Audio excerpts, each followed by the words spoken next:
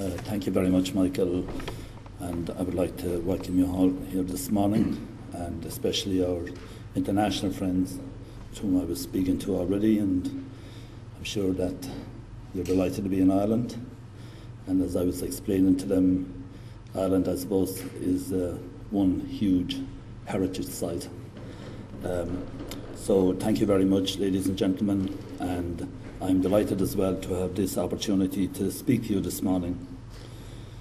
As Michael said, I'm certainly very conscious of the importance of protecting and promoting our unique heritage, both built and natural.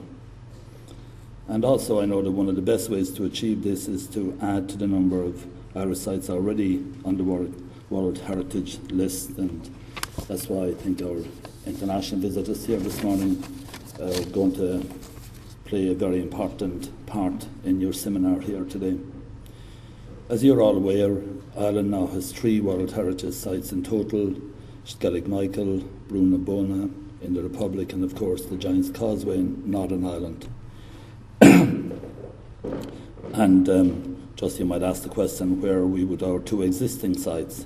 In the case of Skellig Michael, the archaeological stratigraphic report has been completed and published on my department's World Heritage website, and work is now commencing on the preparation for publication of a volume on the very exciting archaeological discoveries there.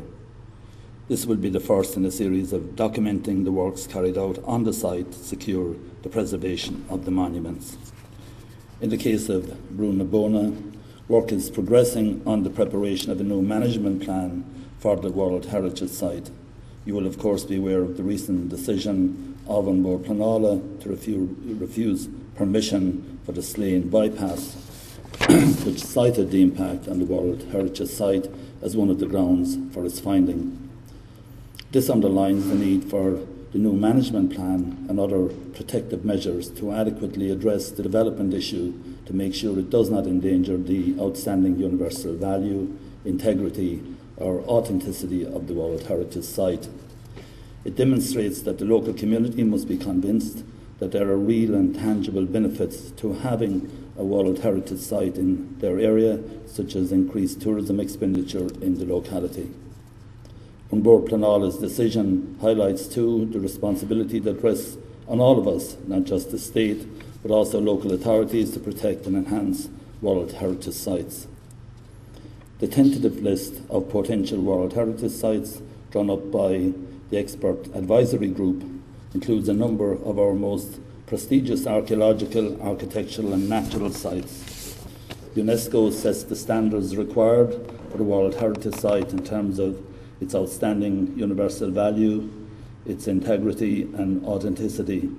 The Expert Advisory Group was very conscious of the need to clearly establish that the sites on the tentative list met the criteria, and in particular the outstanding universal value could be proved. The group concluded that serial nomination of themed sites would be more likely to succeed than single sites. Examples would include the royal sites of Tara, Cashel, Dunálan, Rathcrone, and the monastic sites including Clonmacnoise, Durrow, Kells and Glendalough.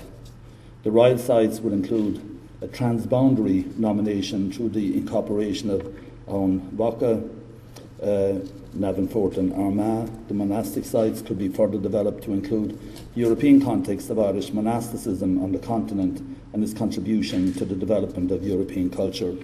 Just as an aside, I hope that next year during our presidency that there will be a particular focus on the contribution of Irish monks to education in Europe in the early medieval period and the middle medieval period, when they made a significant contribution. So I'm planning to do something on that.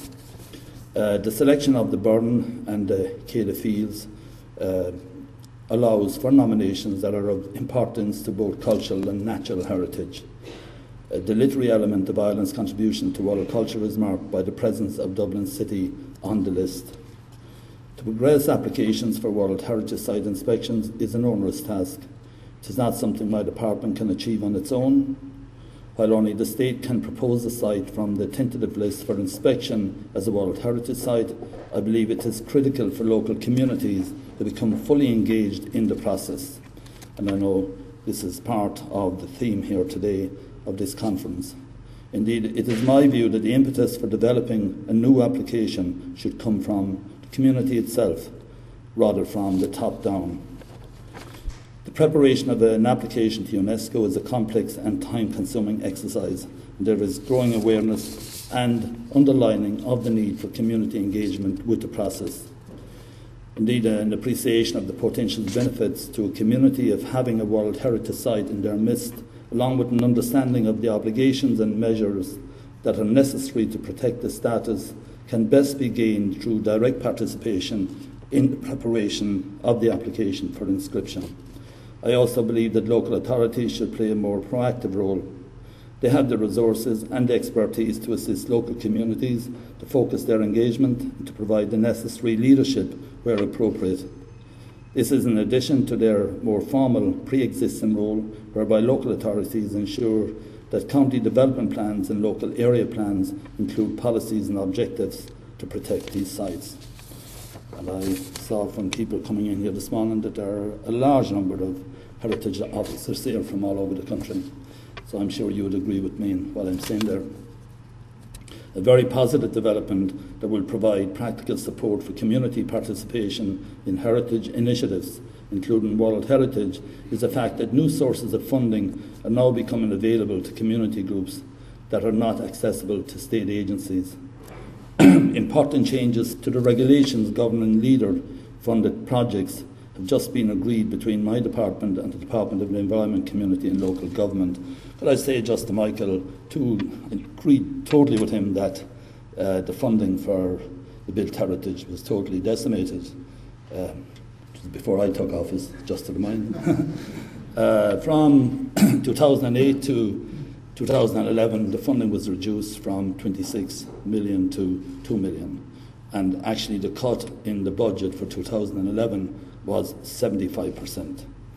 So that really, I suppose, put a lot of pressure on the existing resources for our built heritage in particular. But I think this is a new, exciting development, this now collaboration with leaders. Under the new rules, which I understand will be issued very shortly, it will be possible for community groups to apply for leader money for projects involving the conservation and preservation of historical or archaeological monuments for the benefit of the community itself, or indeed for World Heritage status. My department is currently preparing detailed guidance for leader-funded community initiated projects at sites or structures of heritage interest. At a first level, properly designed and managed leader conservation projects will prolong the life of historic structures, protect archaeological resources, create a source of local pride and promote local economies through tourism and other activities. At the next level, leader will provide the potential for communities to play a central role in the preparation and development of new and existing proposals for World Heritage inscription, working with local authorities where appropriate. The guidance is at a final stage of preparation, and my department is committed to encouraging and supporting all properly designed and managed heritage projects that comply with the eligibility parameters. I know that other speakers will be expanding on what I've just given you a flavour of, but I will finish and by saying that I want to reiterate again my own view of the importance of the role of local communities in protecting and promoting our heritage and in advancing nominations for inscription in the World Heritage List. And as Michael said, over the years personally I've been working on a number of heritage projects, preservation of old thatched houses, for example, restoration of the Stole Castle and Carrigafoyle Castle in Ballylongford, and also just the preservation of Ratu Burial Ground, which is adjacent to the Ratu Round Tower, which is now being preserved as well. So, and that was all with local groups. So I know it firsthand. Una Cosgrove actually is here, our heritage officer in County Kerry, who works very closely with local groups as well. But I know it firsthand the value of involving local groups in conservation and preservation is not before time. And in the past, actually, when people showed interest in doing something in graveyards and where there were structures involved, they were told to stay away from them, rather than educating the people how to deal with them, showing them how to carry out the proper procedures. And as a result, we have lost some of our built heritage because people weren't encouraged. They were discouraged, actually. So hopefully this whole new departure now, new approach will help considerably.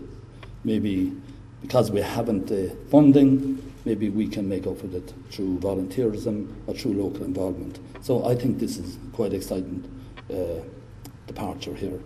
So I would like to recognise the work of everybody concerned in ensuring that is now being put in place.